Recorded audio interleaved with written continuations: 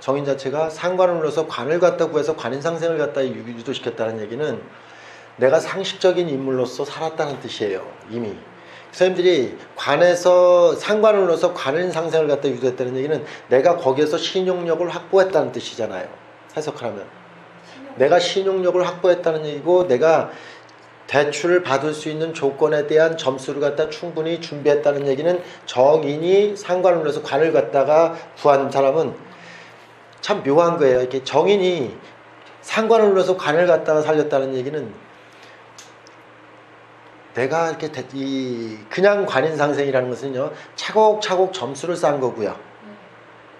관인상생만 했으면 차곡차곡 내가 점수를 쌓은 거고, 오랜 세월 동안 내가 이렇게 관에 적합한 사람이 되기 위해서 이렇게 이력을 쌓았다는 얘기고, 스펙을 쌓았다는 얘기고, 그런 걸 말하는 거예요. 지금 대출금 얘기하니까 접근을 이렇게 해볼게요. 관인상생만 얘기하면 선생님들이 은행에서 이렇게 청약을 넣을 때 청약 최소 2년인가요?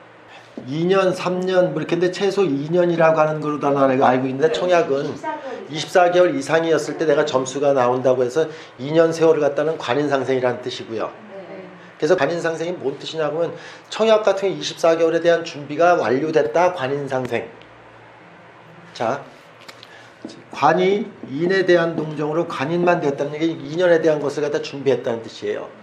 근데 관이라는 구조가, 이사주가, 관이라는 구조가 상관을 갖다가 이렇게 제함을 가지고 있다는 얘기는 청약에 대한 것을 이제 넣어서 점수를 갖다 극대화시켰다는 뜻이에요. 상관을 눌렀다는 뜻은. 근데 이사주는 저게 상관경관이 우선하고 인성이 상관을 눌러서 관을 구한 역설이 됐어요. 이 팔자의 모습은. 이런 모습은 충분히 이렇게 가설적인 것으로다가 대출금을 받기 위해서 뭔가 약간 조작에 대한 냄새가 조금 나요. 그래서 순수한 관인상생이 아니라 정인 자체가 상관을 갖다 제했다는 얘기가, 벌써 이건 페인에 대한 얘기잖아요. 이렇게 내가 항상 페인 얘기를 할 때 이렇게 얘기했어요. 자, 이렇게 여기가 상관이잖아요. 상관이 여기서 페인한 거잖아요. 그럼 이렇게 얘기를 갖다가, 이것도 페인이죠. 이것도 페인이죠. 이렇게 된 것도. 그러면 내가 이렇게 페인된 거는 이력을 갖춘 걸 말하는 거예요. 이력을. 시간이 갖춰서 패스를 한 거예요. 대학교 4년에 대한 것을 패스하다라는 개념의 이력을 갖다 갖춘 게 이런 페인이고요. 대개 시에서 이렇게 월상을 갖다 극한다는 얘기는 단기간에 승부를 걸어서 자격증 취득하다라는 개념보다 페인한 거예요. 그래서 아래에서 위를 극했냐, 위에서 아래를 극했냐, 이런 걸 갖다 놓고서 페인에 대한 동정을 얘기했는데, 이건 단기간에 뭔가 이렇게 서류 조건을 갖췄다는 뜻이에요. 선생님들이 상관페인 같은 경우가 이게 다 똑같은 얘기예요. 지금 기계,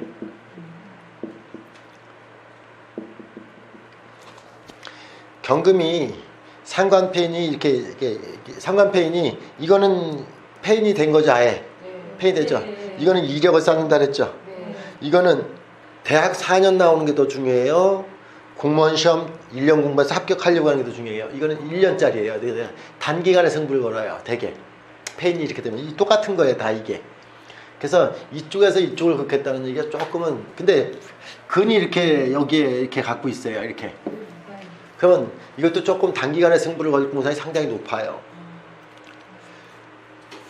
상관페인 했을 때 선생님들이 상관페인이면은 계속 시험 준비를 해나간 거를 말하는 거지, 시험 준비를 해나간 게 상관페인이에요.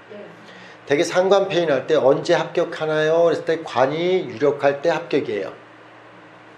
자, 상관페인 하는 사주가 시험 봐서 등과되는 시절은 언제나요? 관운이요. 그러면 안 되는 운세는 언젠가요? 이렇게 얘기하면 비겁운, 식상운, 재성운, 불합격이에요. 합격운은 상관페인된 사주가, 상관페인한 사주가 관을 구하면 원하는 대로 돼요. 상관페인하는 사주가 비겁은, 식상운, 재성운은 불합격.